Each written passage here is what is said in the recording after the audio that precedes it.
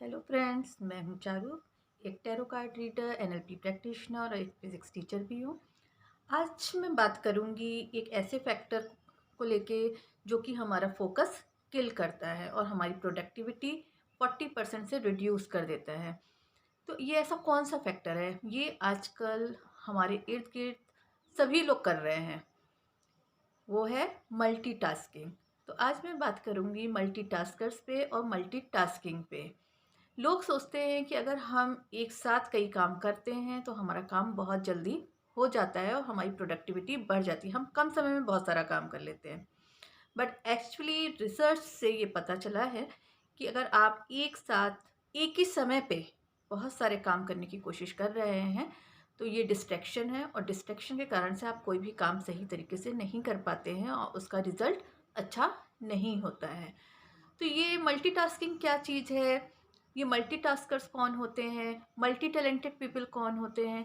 बहुत बार देखा गया है कि लोग अपने आप को मल्टी टैलेंटेड समझते हैं और मल्टी टैलेंटेड समझते समझते वो मल्टीटास्किंग में आ जाते हैं।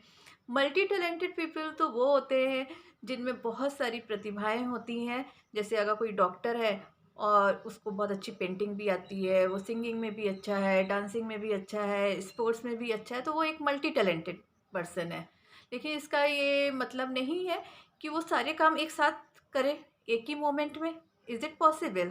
नहीं है ये पॉसिबल। इसी तरीके से आजकल देखा है, बच्चों में भी देखा गया है, बड़ों में भी देखा गया है कि लैपटॉप खुला है, आप प्रोजेक्ट रिपोर्ट कुछ तैयार कर रहे हैं, उसी समय आपका मोबाइल भी आपके बगल में रखा हुआ है और किसी फ्रेंड का कॉल आ जाता है तो आप उस कॉल को भी रिसीव करने लगते हैं। जब आप कॉल रिसीव कर रहे हैं उसी समय आप देखते हैं कि कोई ईमेल आ गया, उसका नोटिफिकेशन आ गया, तो आप कॉल रख के फिर ईमेल नोटिफिकेशन वहाँ भी चेक करने लगते हैं कि कोई इम्पोर्टेंट मेल तो नहीं आ गया है। अब इतने में ही अगर आपके बच्चे आ गए बीच में, उन्होंने कुछ पूछा तो आप बच्चों को भी जवाब देने लगते हैं।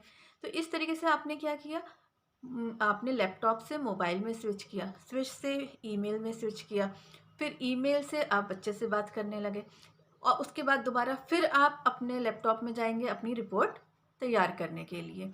ये हो गया एक। दूसरा, जैसे बच्चे हैं हमारे, वो पढ़ रहे हैं। अब पढ़ते पढ़ते वो लैपटॉप में कोई ऑनलाइन क्लास चल रही है उनकी, उन्होंने अपनी बुक कॉपी भी बगल में रखी हुई है, कॉपी में अब वो नोट्स भी बना रहे हैं, इधर बुक से देख देख के आंसर्स भी बता रहे हैं, इधर मोबाइल भी चल रहा है, उनका चैटिंग भी चल रही है साथ साथ में। और वो सोच रहे हैं कि हमको तो क्लास का सारा कंटेंट समझ में आ जाना चाहिए 101%। लेकिन क्या वो 100% फोकस कर रहे हैं जो भी क्लास में टीचिंग चल रही है? उनका फोकस तो चार चीज़ों में है। तो इस तरीके से वो बार बार स्विच कर रहे हैं, कभी इसमें कभी इसमें कभी इसमें, और वो सोच रहे हैं मैं तो चार काम एक साथ कर पा रहा हूँ। तो ये मैं बताऊंगी कि ये हमारा ब्रेन जो है वो मल्टीटास्किंग के लिए नहीं बना है। अगर आप मल्टीटास्किंग करते हैं, एक साथ कई काम करते हैं, तो आपको उस स्विचिंग की कॉस्ट अदा करनी पड़ती है। स्विचिंग की कॉस्ट ये होती है कि आपका फोकस रिड्यूस हो जाता है और ये देखा गया है कि ये प्रोडक्टिविटी 40% से रिड्यूस होती है जब आप ये बार बार स्विच कर करके कोई काम करते हैं। इसीलिए ये कहा गया है कि आप एक बार में at a time you do one work only. लेकिन कुछ लोगों को लगता है कि ऐसा कैसे हो सकता है? जैसे हमने देखा होगा, जैसे लेडीज़ हैं, अगर कुकिंग कर रही हैं तो वो उतनी ही देर में, यहाँ पे अगर हमने गैस में दूध भी चढ़ा दिया है उतनी देर में हमको लगता है कि नहीं, हम मशीन में अपने कपड़े भी लगा दें, और पता चला उतनी देर में दूध उबल गया। ऐसा होता है ना, सभी के साथ में होता है। जैसे ही हम स्विच करते हैं तो थोड़ी देर के लिए हमारा ध्यान इधर उधर हो जाता है और जो काम हम करने खड़े हुए थे वो काम हमारा गड़बड़ हो जाता है। अब जैसे एक मैं एग्जांपल लेती हूँ, सपोज़ आप नोट गिन रहे हैं और बीच में अचानक से आपके फ्रेंड ने आपसे कुछ पूछ लिया और आप उसको आंसर करने लगे। आप देखेंगे कि आप काउंटिंग भूल जाते हैं और जैसे ही आप काउंटिंग भूलते हैं और दोबारा से फिर आपको फिर से काउंटिंग करना पड़ता है। क्यों? इसमें क्या हुआ? क्योंकि हम काउंटिंग कर रहे थे और जैसे ही कॉल आया या किसी ने फ्रेंड ने बात करी तो हमारा माइंड स्विच हो गया। अब उसकी स्विचिंग की कॉस्ट हमको क्या अदा करनी पड़ी कि हमको दोबारा से काउंटिंग करनी पड़ी। यही एक एग्ज़ाम्पल है जो कि हम जब भी अपना माइंड डाइवर्ट करते हैं और एक काम से दूसरे काम में जैसे ही स्विच करते हैं, तो समझ लीजिए आप बैक हो जाते हो, 20 मिनट से बैक हो जाते हैं आप। ठीक है, आपने जो पिछले 20 मिनट में जो चीज़ समझी है, वो पूरी फिर से आपको शुरू करना पड़ता है। तो इसलिए आपको अगर अपना फ़ोकस बढ़ाना है, अपनी प्रोडक्टिविटी बढ़ानी है, तो अगर 45 मिनट्स अगर कोई काम कर रहे हैं, तो आप कंटिन्यूअसली उसी काम को कर सकते हैं। उसके बाद आप ब्रेक लेके आगे दूसरा काम करिए। तो आप अगर दिन भर में अपना एक टाइम टेबल अच्छी तरीके से बनाएँगे, तो उस टाइम टेबल के हिसाब से आप after every 30 minutes you can take a break, और after 45 minutes you can take a break, and you can do something else also in between. आप थोड़ी सी एक्सरसाइज कर सकते हैं, थोड़ा सा मूवमेंट कर सकते हैं, थोड़ा आप पानी पी सकते हैं। इस तरीके से आप देखेंगे कि आपकी प्रोडक्टिविटी बढ़ेगी, आपका फ़ोकस बढ़ेगा, आपको अच्छे रिज़ल्ट्स मिलने लगेंगे। आपने देखा होगा कि कुछ बच्चे हैं जो दिन भर पढ़ रहे हैं लेकिन रिज़ल्ट कुछ नहीं आ रहा है। उसका मतलब यही है कि उनके डिस्ट्रैक्शन इतना ज़्यादा है कि वो किसी भी चीज़ में प्रॉपरली फ़ोकस नहीं कर पा रहे हैं, और लग रहा है कि वो तो काम कर रहे हैं। एक और एग्ज़ाम्पल लूँगी, और वो है कि जैसे कुछ लोग कार जब चलाते हैं, कार चलाते-चलाते वो अपने फ्रेंड्स से मोबाइल में बात भी कर लेते हैं, या गाना भी बगल में लगा है, तो भी वो आराम से कार चला लेते हैं। तो वो तो ये चीज़ कह सकते हैं कि हम तो 2 काम एक साथ कर रहे हैं।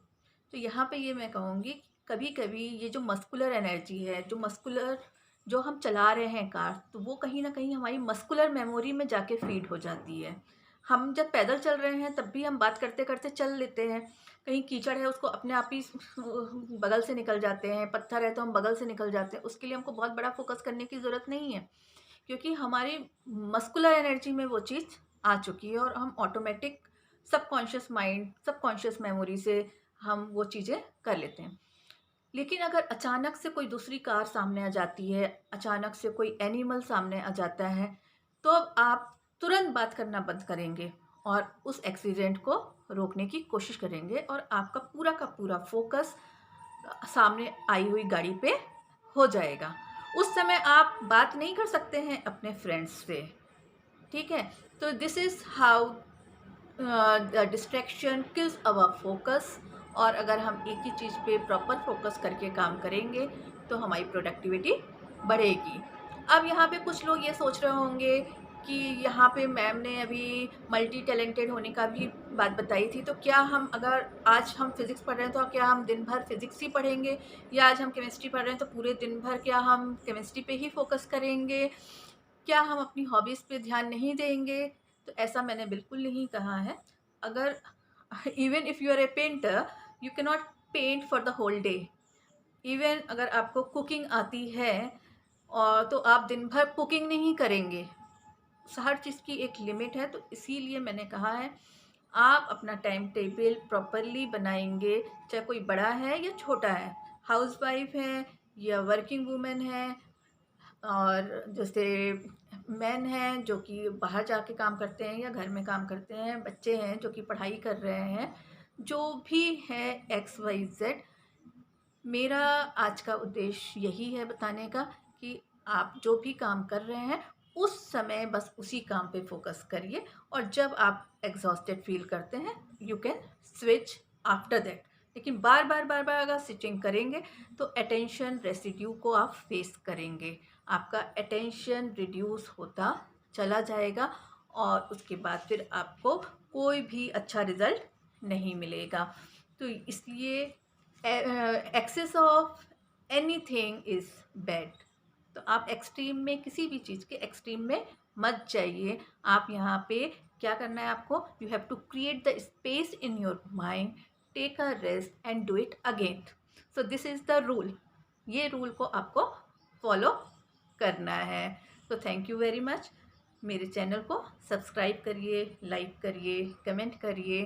Thank you very much.